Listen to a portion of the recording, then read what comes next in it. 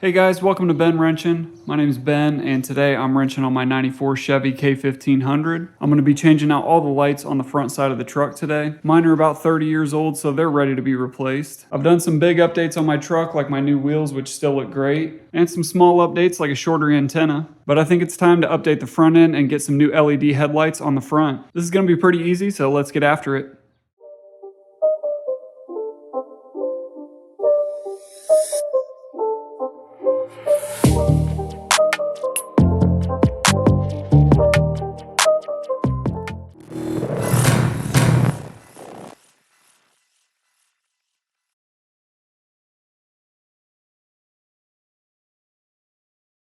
This company reached out to me and asked if I would do an install video for their headlights. You can find these on Amazon. The company's called Bicyaco, and this is an all-inclusive kit that claims it is completely plug and play. These are LEDs, and it comes with everything you need to install it. The kit looks pretty nice. It's got everything included. It's got the headlights, the turn signal lights, and even the side markers too. So this is a complete kit to replace all of the lights on the front side of your truck. It's packaged really well, which is nice. And this is what the headlights look like. It's got the plug integrated into the back, so that's everything we need to get these hooked up. The side markers look good, and these are LED too, which is pretty cool. And then the LED turn signal lights. So these also have the integrated wiring harness, and these look pretty cool, so I'm excited to get these installed. It does come with a bunch of hardware and some zip ties, some other stuff in there that we may or may not need. So I'm going to start by popping the hood. I'll show you where all the screws are to get the grill off. I'll take that off, and then I'll start removing all of these lights. The first thing I'm going to do is take off the two screws at the top of the grill on both sides. These are 7mm hex head screws. So I'll just use the 7mm socket on my small ratchet to get these off. Alright, and there's the first screw. I'll use a magnetic tray to put all these screws in so I don't lose them. And there's another of these 7mm screws on the other side at the top of the grill. And this would be a lot easier with a drill, but I can get it done with a ratchet. So there's the second screw. And there are just two more screws at the top of the grill right here. I'll use a small extension to get to these. There's one. And there's the second one. Next, there's a screw right inside the grill. It's right above the bow tie right here. I grabbed a small extension to make it a little bit easier to get to. And this is one reason I like these swivel head ratchets, because you can turn them into a nut driver if you need to. So there's the third screw. So next I need to remove all four screws on the corners of these turn signal lights. I can use a screwdriver, or a drill would work a little bit quicker. And there are 4 on this side. And then 4 more on this side as well. You want to make sure you save these because they're pretty particular screws. I've had a hard time replacing these, so I just reuse them. I'm sure you could find screws with the same length and thread pitch, but these are pretty unique, so I've never really been able to find a good replacement for these. It might help to paint them, and I might do that with these this time. And there's the last screw for the turn signal lights. At that point, I can go ahead and take these out. These connectors look a little confusing, but all you have to do is push in this tab and then turn it, and then you can pull the light right out. But I can do the same thing over here, just push this tab and turn it, and then pull it out. And I'll do the same thing on this side.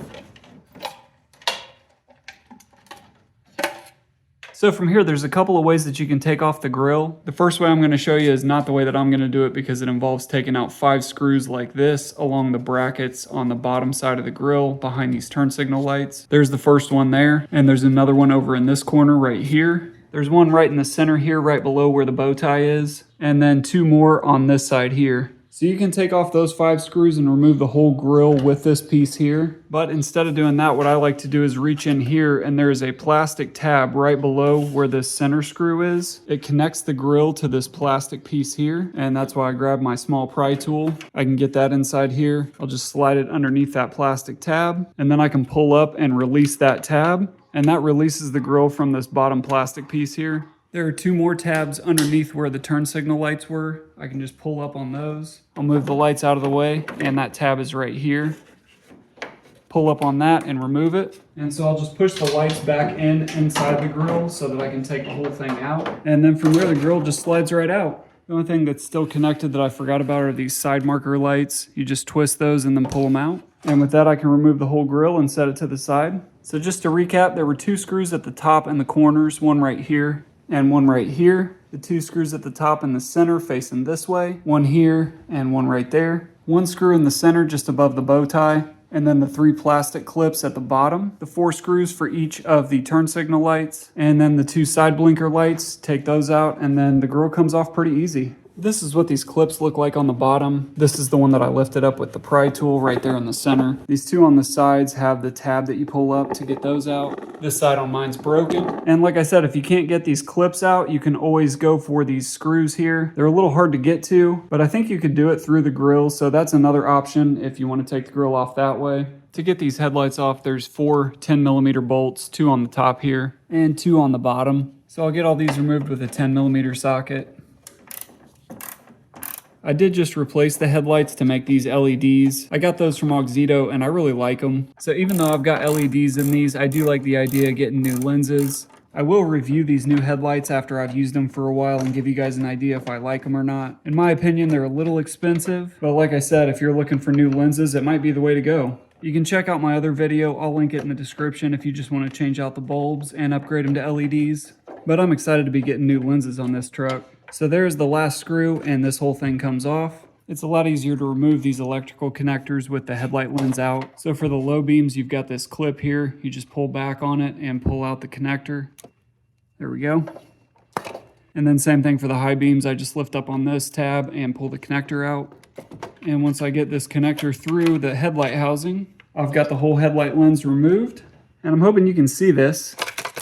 It's got a bunch of glass in there from where I busted a bunch of headlight bulbs. This was getting water in it and I didn't know it, and so every once in a while I would bust a headlight bulb and then I'd replace them. I did that every few weeks for a couple of months until I realized that when I switched to LEDs I didn't have to worry about that. It was during that video that I noticed there was a water line inside this headlight lens. So somewhere there's a gasket that has come apart and it's letting water get in here. You can see some condensation on the lens there. So that's another issue that I didn't want to have to diagnose and figure out, and knew that I could just take care of it by getting new lenses.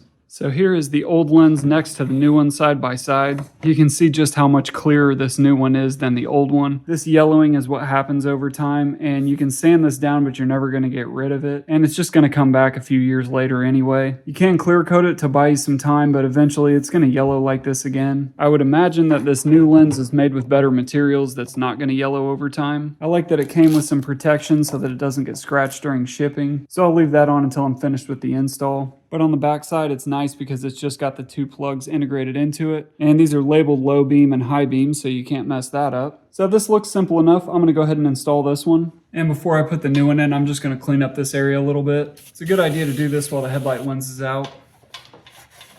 Doesn't take a lot of time, and it just looks a little better before you put the new lens in. And installing this is going to be pretty straightforward. I'm going to hook up the electrical connectors first. My high beam connector is going to go to the one that comes to the right. It does have a tab on just one side, so you know where the clip goes. And so I'll just plug that in. Do the same with the low beams.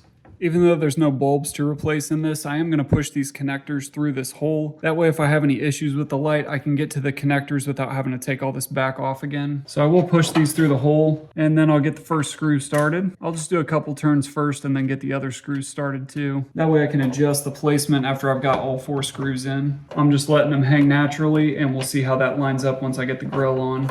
These don't need to be super tight. That tab is plastic, so I don't want to break it, but I do want to make sure that they're secure. So that feels good. I'm going to give them a little turn on each one just to make sure that they're really tight. At this point, I can go ahead and test this and make sure that I hooked it up right.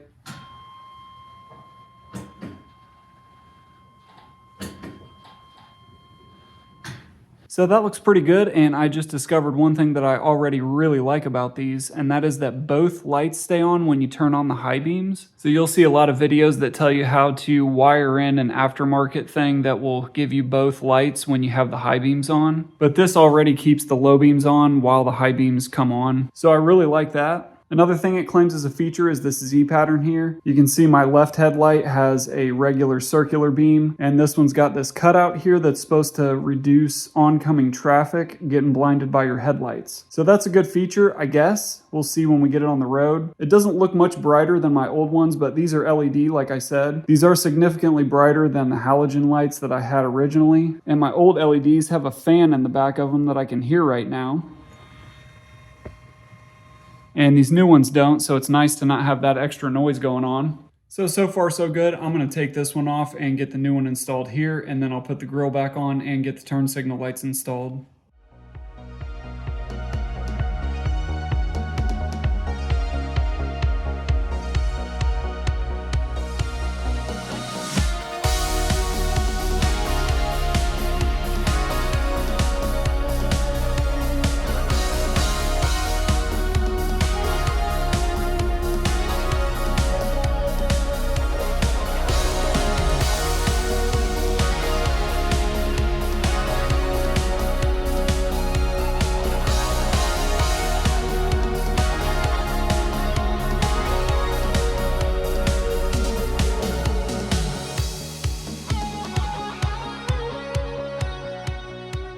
I can just remove both of the electrical connectors. And if you get these mixed up, the low beam is the gray connector and the high beam is the black connector. Slide the connector through there. And this one's out. And I'll clean this side up a little bit as well.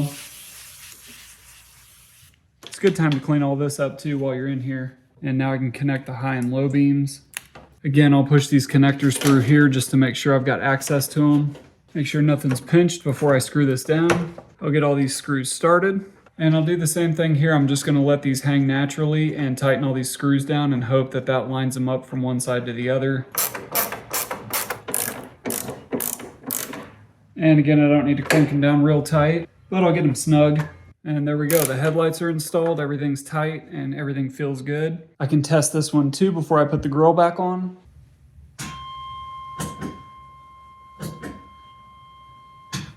So far everything's gone pretty smooth. Those were easy to install. I know that they work because I tested both of them. And before I put the grill back on, I'm gonna need to put the side markers on there. Once I get those on, I can get the grill back on and get the turn signal lights in. These side indicators on my grill have 13mm nuts on the back of them. These are rusted pretty bad, so I don't imagine they're gonna come off easy, but I'm just gonna go real light on them and hope that I don't break anything. And that wasn't too bad. I imagine I'll have to reuse these to attach the new ones, but I'm not sure yet. They actually came off pretty easy, and there's the old side marker. The new ones are marked which side indicator they are, so this says L1, meaning it's the left side on the top. I know that because the bottom has a light in it, and L2 has a cord coming out of it. I am gonna go ahead and take the plastic off the front of this so I don't get it stuck in there when I put this in. And then since I'm looking at the grill upside down, I'm gonna put L1 upside down and slide it in that way. It feels like it fits really well. It says to use tape to insulate these, but I'm not gonna worry about that. It looks like these nuts are made to tap into this plastic, and that actually doesn't feel too bad, so I think that's what I'm supposed to do. It doesn't really say in the instructions. So it looks like this is the right way to do it. I'm gonna tighten both of these down. I'm not gonna crank them down, but I am gonna get them pretty snug. And that feels pretty good. The top's nice and flush, but the bottom, there's a little bit of a gap there. That's probably why they tell you to insulate these. But I'm not too worried about it right now. And these nuts are pretty rusted through. But I did get it off and I think I can reuse them. So like I said, for L2, there is this connector for the light that's inside of it.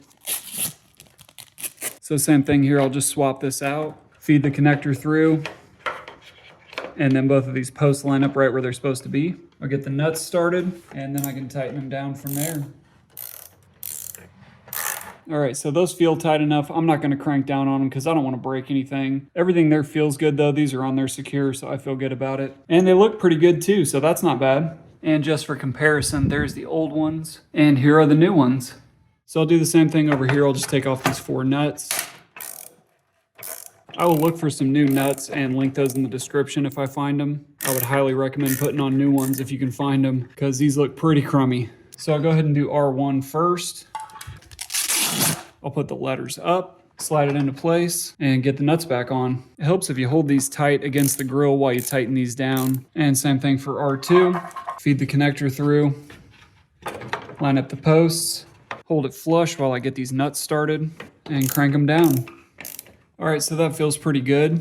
And this one looks a little more flush than the other side did. So I think installing it this way where you've got the grill vertical and you can hold this against here while you tighten these nuts down is the right way to go. So I've got my connector through. I'll show you where we hook that in and then we'll get the grill installed. So the turn signal lights did come with 2 resistors that plug into the back of it. The instructions tell you to use these brackets. They come with some clips. You can clip those somewhere behind the headlights. That allows for some heat dissipation because these get pretty hot. You can also use adhesive strips, which is what I'm going to use to install these. There's plenty of room here to find the right place to put it once I get the grill back on. I thought about doing it now since I've got all this room, but then I'm not going to know how the grill's going to set in here. Like I said, they get really hot, so you want to make sure that they're not touching anything important. That being said, it's probably not a good idea to adhere them to the plastic. I think this right here is a good candidate, so we'll see how this looks once we get the grill back on. The thing I have to keep in mind is I do have 2 of them that I got to attach somewhere. The plugs that come out of the side marker lights just plug into where this light bulb goes. This is the light bulb socket for the side marker, and you just plug that right in here. So at this point, I'm ready to get the grill back on. I can get all that hooked up once the grill's installed, and then I can also install the turn signal lights. So the first thing I'm going to do is go ahead and remove the plastic off the headlight.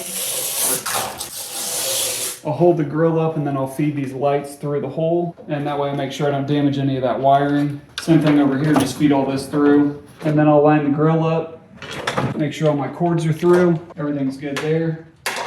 So the first thing I'll do is clip that center clip down here at the bottom, and I'll also make sure that these side clips are in place too, and then I can snap all of those in. Make sure I've got access to my side marker light connector. With the clips in on the bottom, I'm going to go ahead and install these top corners first. I know these are the hardest to line up, and you can see that my bracket is broken because someone's taken this grill off and then broke that trying to get this either on or off. So I can put some body weight onto the grill to push it back and then move this into place to be able to get this screw in. I'm gonna have to live with this being broken for now until I decide to get a new grill. I could reinforce it, but I'm not too worried about it because I'm gonna replace the grill at some point. So there we go, there's one side. And same thing for this side, I'll just put some body weight onto the grill, get this screw lined up, and then from there I can tighten it down. All right, so like I said, it's best to start with those two because once you get those lined up, everything else should line up pretty well. Those feel good, so next I'm gonna do this one in the center just above the bow tie, and that one's already perfectly lined up, so that's good news. So I'll go ahead and tighten that one all the way down just because I feel like this is gonna line up pretty well and I won't have to take these back out. Next, I'll get these two screws on the top installed, and luckily those are already lined up too, so this is going pretty well. This truck is 30 years old, so I expected a little more warping on this grill, but it's not bad. So with this one back in here, all I've got left is the 8 screws on the turn signal lights, so I'll just have to get those wired up and get them installed. The turn signal lights are also marked RH and LH, so you can't mix these up either. And I'll plug these two into the light bulb sockets, and then this one goes to the resistor. So I guess the first thing I want to do over here is get this side marker installed. So I took the light bulb out. I'll just get this routed to make sure that the wires aren't twisted up. I'll grab the connector for the side marker and just plug this in. I believe it said it's non-polarized, so it doesn't matter which way you flip it, but we'll find out. And then I'll tuck this away just to make sure the wires don't get pinched by the turn signal light. Next, I know I can take these bulbs out. You can just twist these and pull until they come out. And mine has broken off, so that's good news. So if that happens, not to worry, you can just grab this base here and twist it. Trying to be a little careful considering I've got broken glass here. There we go, I got enough leverage to turn it. This one's the same way, it's coming apart from the base. So both of these are broken off in there. So I'll bend this in a little bit so I can get my pliers down in here and then try to just twist this out. There we go. So now I've got it loose. I just need to pull out as I turn and it'll hit a spot where I can pull it out. There we go. Got it out. That's corroded pretty bad, so I'm going to need to take care of that. Fortunately, I do have some electrical contact cleaner. This is the best thing that you can use for something like this. And then I'll get in here with a straight pick and clean out all of this corrosion. It's got a bunch of dielectric grease in there, which is good. It means somebody tried to insulate this, but I want to make sure I get out any pieces of glass or rust that I have in here. So I'll scrape all that out, and now it looks about as good as it's going to get. I'll give it one more spray with my contact cleaner.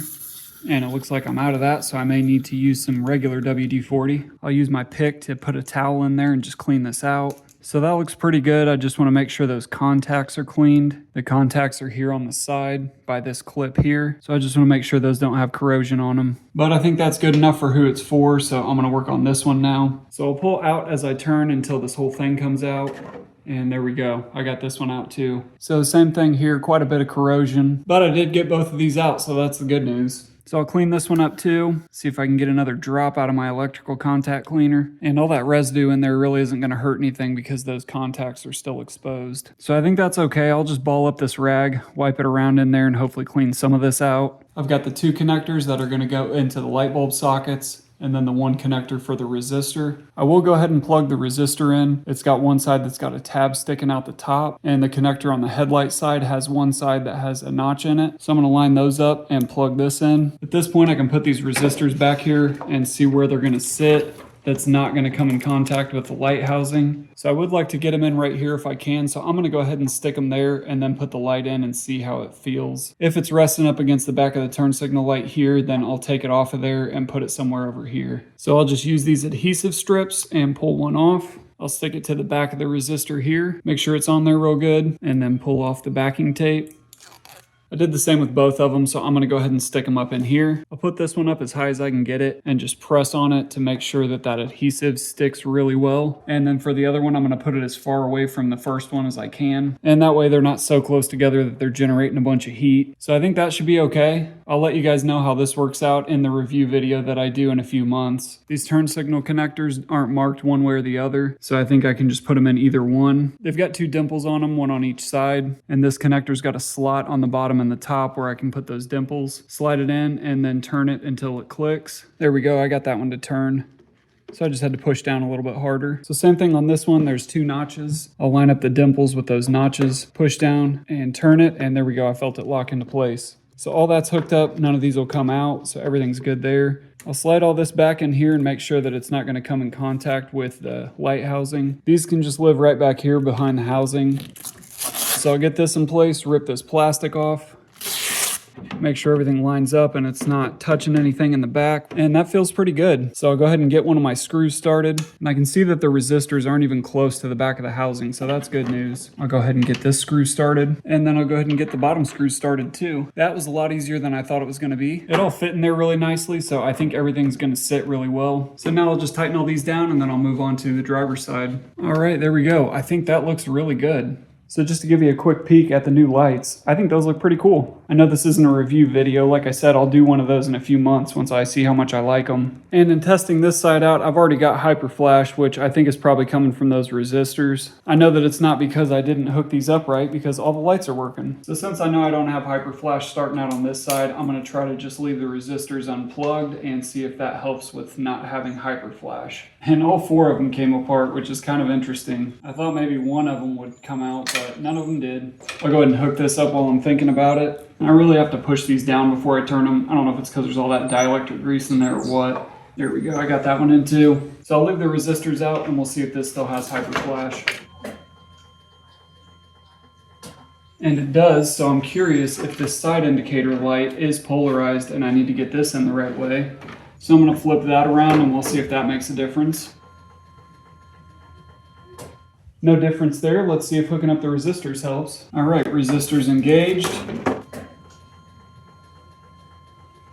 And I've still got Hyperflash no matter what combination I put in there, so I'm gonna go ahead and install this. I'll get a hold of customer service and figure out what I gotta do to get rid of that. So oddly enough, my Hyperflash has fixed itself as I started driving. I don't really know how that happened, but I don't have Hyperflash on either side now, so that's pretty cool. I don't really know what the cause was and what fixed it, but I really didn't do anything. I thought maybe it was because the truck was off, so I tried that. I tried turning the truck off. I put the ignition back into the on position with the engine off, and it still didn't have Hyperflash. So like I said, I don't really know what the cause was, but it's fine now. I've got no issues. Everything installed really easily, and it looks really good.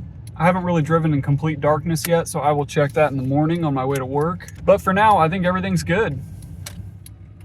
All right, it's the next morning and still no Hyperflash. The lights are really bright and they look really good. You can see how the Z pattern makes it so it doesn't blind oncoming traffic, which is really nice. And the light kind of stops right at the road so you don't shine your light into the windows of houses. So that's different. I'm not used to that, but I do like it. I think these are definitely bright enough, and they're certainly an upgrade from my OEM headlights. So overall, initially, I will say I really like these. Here's a look at them from the outside. I think they look really cool. And I really like the fact that all 4 headlights are on with the brights on. All right, so my final takeaway after installing these lights and using them for about a week now, I really like these. I think they look really good. My old ones looked fine, but I think these new ones look better. It's just an updated look. And I now have LEDs on every light in this truck. The lenses are clearer, they're brighter, and the turn signals definitely look better. As far as the Hyperflash, it did fix itself. I only had it initially when I was installing it. I have not had it since, and I've been driving the truck for about a week. I did reach out to customer service, and they said it's probably because I have LEDs in the taillights. I did install these on the back, and they claimed that having LEDs in the taillights too is what caused the Hyperflash. They pointed me to an updated relay that's gonna go down here. Right by the pedals, there are a couple of relays at the bottom down here. I've got a whole jungle of wiring. Hopefully you don't have to fight through that. But here are the 2 relays right next to each other. This here is the turn signal flasher, so that is the one that you will replace. I will link that relay in the description. If you install these and have Hyperflash, that relay should take care of the problem. I didn't need that, like I said, I just had it the first time and then it didn't happen again. I still don't know what caused it, but if it does come back, I'm gonna switch out that relay. I'll have a link in the description for this whole kit. I wanna thank Bicyaco for sending these to me. I really like the way they look. And I'm excited to have LEDs on the whole truck now, including the courtesy lights and even the dome light. So that is really it for this video, guys. I appreciate you watching. Subscribe for more on my OBS Chevy, and I will catch you guys in the next video.